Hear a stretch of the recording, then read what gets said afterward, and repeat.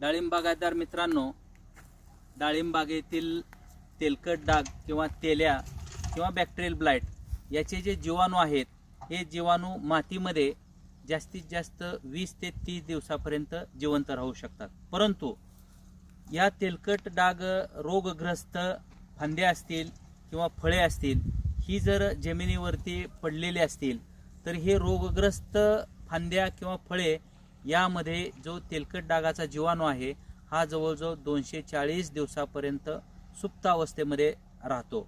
आणि जर त्याला फेवरेबल वातावरण मिळालं, चांगली कंडिशन मिळाली तर त्याचं पुनरुत्पादन किंवा मल्टिप्लिकेशन फास्ट होतं आणि तो आपल्या बागेमध्ये पसरू शकतो.